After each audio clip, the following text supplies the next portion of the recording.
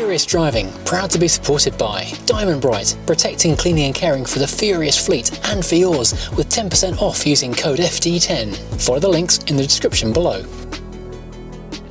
Hello and welcome to Furious Driving, and this is my 1973 Range Rover P38 4.6 litre swapped Rover P6 V8. Was a 3,500, now it's a 4,600.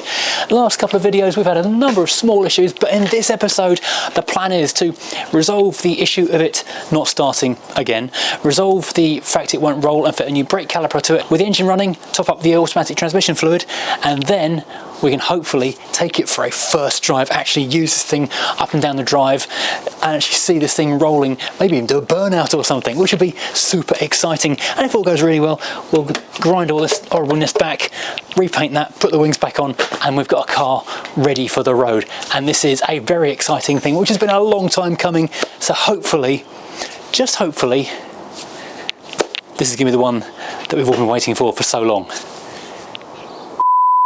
If I had a box of matches and it wasn't so windy around here, I would set fire to this right now. Right, stage one of making this car not be an absolute pain in the bottom has been getting it to start again. By a process of elimination, we were not getting 12 volts here at the coil, so I run a second power lead off the 12 volt line that runs the fuel pump. Tried plugging it into here and it was getting 12 volts again. I couldn't find this wire at first. It had fallen down beside the exhaust pipe and vanished out of sight, out of mind, but for some reason now with it plugged back in again, it just about reaches here.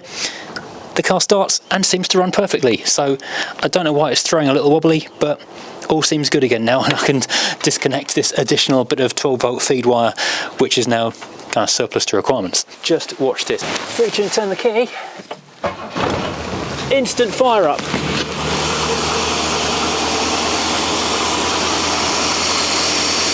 And it's absolutely purring.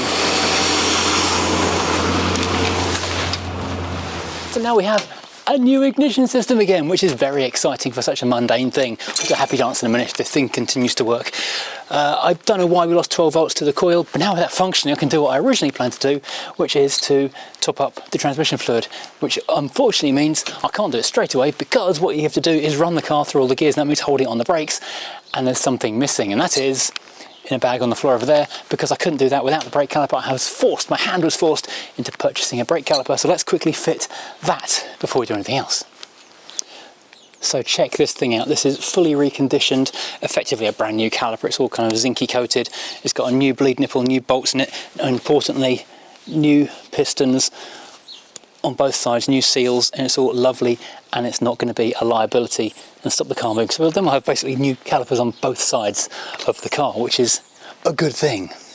Well, as I said in the last video about this car, I didn't really want to be buying a caliper in January because, well, money doesn't exactly rocket in January, and it does flow out pretty hard with sort of tax bills and stuff, and the ad revenue on YouTube videos is awful in January, so unfortunately this entire project is very much on hold until I replace this caliper, so I'm very much over a barrel as far as this one is concerned. Let's give these old bolts a quick clean up on there. And interestingly, these calipers are different to most other cars in so much as that these have got no movement in them. So people were mentioning in the comments, why didn't I try and move the calipers? These calipers are utterly fixed and only the pistons move, and the way you take the pads out is you remove those pins that go to the back of it and then you just knock the pads out from there. The caliper is a fixed part of the suspension system. It's got the hard cable to it, so people who are suggesting that maybe I was doing it wrong by not doing that, unfortunately don't have the familiarity that is required with a P6 braking system. Everything on the P6 is a little bit unusual.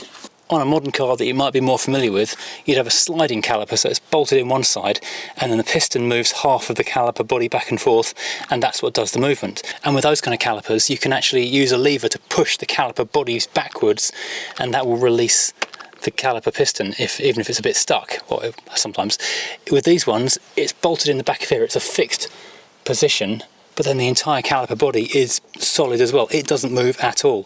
So all the movement is within there. So unless you can get the pads out to get a lever inside there to then put a lever onto those pistons, which you would obviously have to do when you're changing the pads, you can't lever it. You've got to get the pads out before you can do anything else. And if the pads are stuck on the disc, you are stuck hammering the entire unit off. Right, so the caliper is now fitted to the car. These pins were as rusty as badger's bottoms, so going to give them a bit of a clean up before we grease them up and stick them in through the pads. There we go, that's before and after. So old and busted, new and shiny.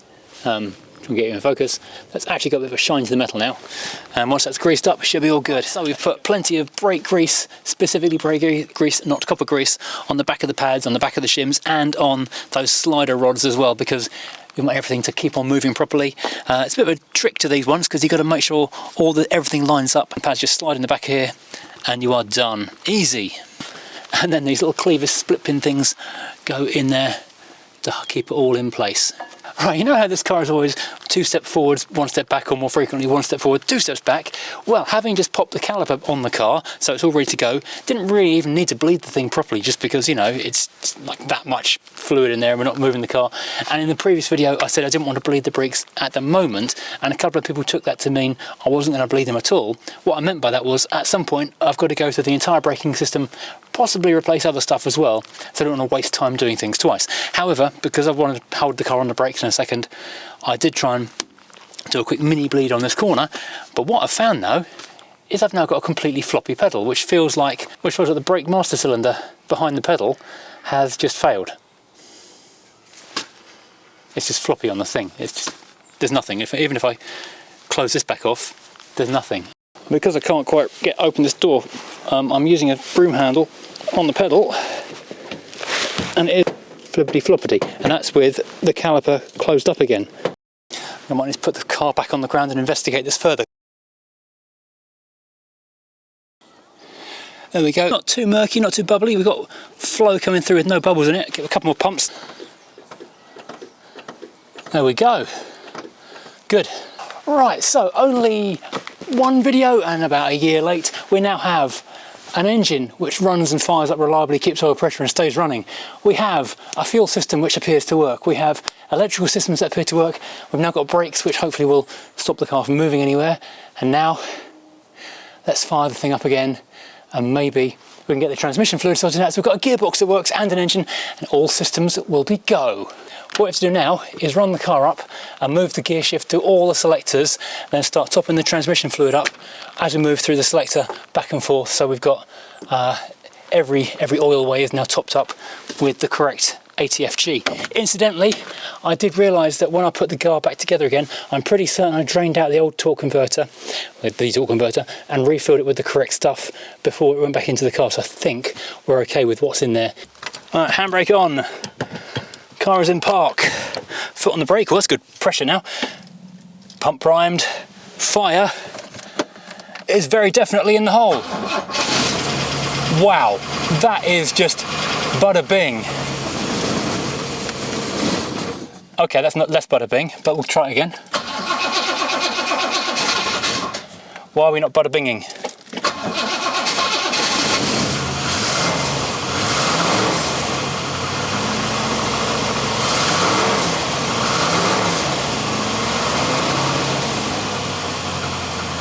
Now, to my ears in real life, this sounds buttery smooth, like butter, as they say. I know the microphone picks up tappity high notes very clearly rather than bass notes, so on the microphone, what you're hearing, it might not sound as good as it does in reality. All right, this is a cleaned funnel I'm using here. Splosh a bit in here because it is definitely very low. Now, I could be brave and just try and pour oil straight from the canister into this 1 centimetre wide hole, but I'm not that brave, and this engine is still very clean at the moment. This is the point where I realised that the nice rag to collect any drips I wanted to stop dripping oil over the hot exhaust is over there because the wind caught it and not near me anymore. Right, let's fire this thing up again and shift the gears through the ranges. Park, reverse, neutral, drive. Does it move forward on its own accord? This will be the first drive of this car. Literally nothing happening.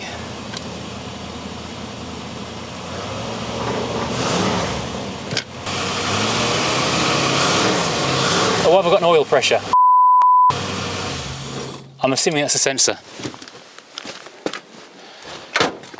No oil pressure now. There's always something. The oil light wasn't on, so I'm assuming that's a sensor problem, not a there isn't any oil problem. Got oil, well, a bit of oil. There's no big puddle underneath it, so one assumes there is still oil. Yep, It's in the middle, oil's in a good place. But the gauge was showing nothing. But the warning light wasn't on. And also it was running well and there's no tappity noise, so I suspect that's a sensor issue rather than an oil pressure issue. I'm going to fire it one more time just to see. Oil pressure light goes out straight away, but nothing on that pressure gauge. But the tappets sound great. I think it's a gauge problem. The entire dashboard's dead. It's not just that. Okay, I've lost power to something else. I wonder if that's why the coil stopped working as well. Oh. I'm seeing bad stuff. Oh, I'm seeing ATF on the floor. I'm hoping I've just overfilled it and it's not that it's a complete disaster with the gearbox falling apart. Where is that coming from? Oh, I hate automatic gearboxes. Okay, so it is dripping from, where is it coming from? Directly below, I would say, the filler tube. A filling disaster? I don't know, no. Right, it is leaking out of, and it's very hard to see indeed, the bottom of the filler neck. So I'm hoping it is just reached the correct level and it's now pouring out of there. And that's not really a big issue. That's very hard to get a spanner in down into there. And I've just noticed a water leak just there as well, so that's something else to attend to. This is so close, this is so taste the difference close. Literally about to be able to drive this thing up and down the drive, but no, it's decided to throw that back at me. Right, so now I'm going to figure out, do I need to worry about that leakage or if it's going to run down to a level and be fine? I need to sort out that oil leak and work out why the oil gauge isn't working before I run it anymore. And why didn't it move when I put it into gear? It didn't even try to move when I put it into gear. Is the gearbox completely kaput? That is an option. It's a strong possibility. I was going to manual swap it anyway, but I wasn't planning on doing it today. Okay, so the first thing I need to wonder is it the sender that's broken rather than the oil pump? I'd like to think it's something simple. The small one down there, that's the oil light sender. That is going out as soon as the engine starts up, so that gives me hope that the oil pressure is actually good in the engine. The larger silver drum one, that is the pressure gauge sender thing, so I'm going to stick a test meter on that and ohm it out and see what reading I get. I'm connecting this between the earth body of the sender and the contact, and I should, here we go. Oh, okay, it's flashing up to 9.5, 6.1, 13.8, 14. I'm getting stuff, getting readings of some sort. Well, the next test is to see if the meter itself works or the gauge on the dashboard works. So I'm going to earth this out and see if the dial moves. So that is now earthed to the engine, and we'll see what happens when I flick the key. That should now ping the oil gauge to maximum, and it doesn't.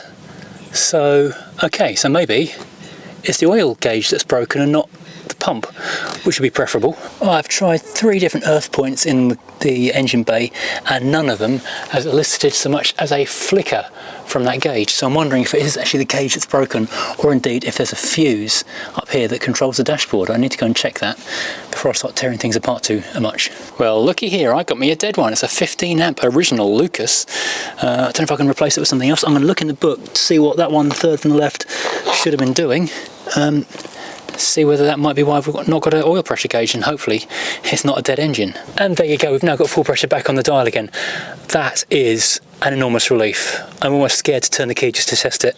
Right, I am erring on the extreme side of caution just here. So I've got my little oil pumpy squirter thing, and I have doused the rocker shaft in oil, and I've been squirting oil down the push rod holes as well, so that if this hasn't been oiling properly, it will at least be lubed manually by doing this. If I turn the key again, it won't cause any damage, and also hopefully save the camshaft from itself.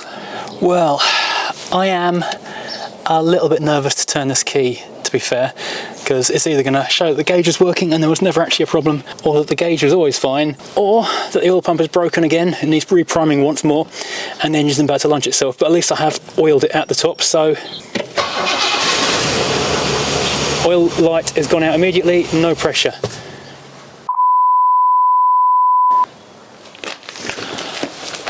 Well, this is kind of sickening, gnawing, pit of the stomach kind of kick in the teeth, all of the everything. If I had a box of matches and it wasn't so windy around here, I would set fire to this right now. I am so sick of this car and its constant just throwing up one step forward, two step back problems. I mean, we went into this video on the verge of driving the thing, and now we've got a car with no oil pressure, no drive in the gearbox at all, chucking its ATF out faster than I can put it in, and I don't know what else is wrong with it. Honestly, I just need to walk away from this car for a bit. It's just driving me mad.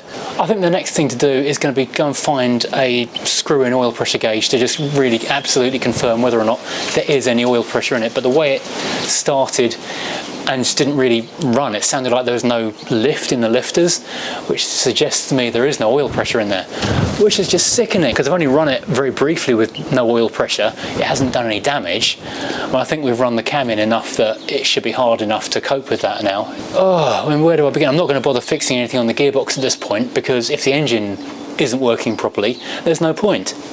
And if there is literally no drive, I mean, I put it into drive and took my foot off the brake, the thing did not move a millimetre. It didn't even try to move.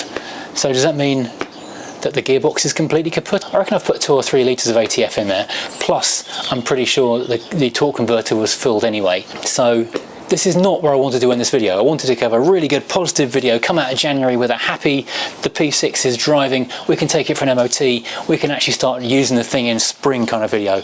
Not, this car's thrown up yet more problems and decided to be an absolute once again. I'll be honest, this car has never liked me. I don't know if it's like a haunted car and the previous owner doesn't like me, if it's, it sounds crazy, but cars can have kind of a, I don't know, something going on in them. Even though they're completely inanimate, not intelligent, not sentient in any way or shape or form, cars have some kind of weird spirit, and sometimes they like you and sometimes they don't. My white 2000, it loves me.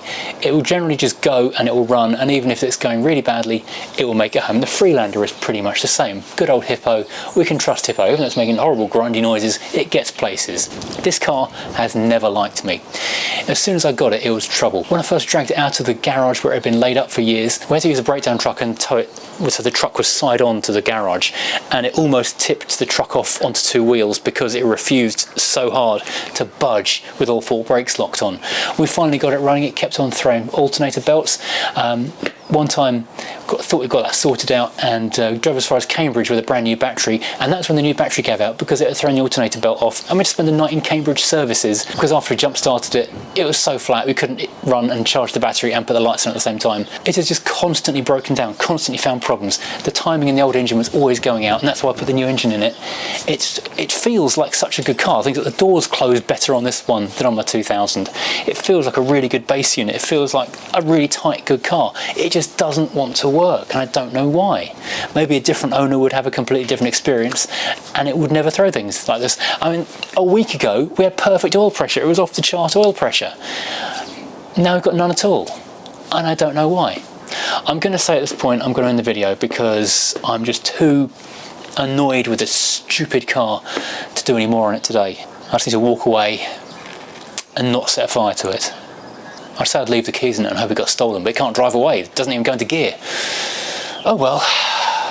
On a less than positive note, thank you for watching. Please hit like and subscribe, and if you do hit the bell notification, you maybe find out if this thing does run again at some point in the future. At the moment, it's not looking hopeful.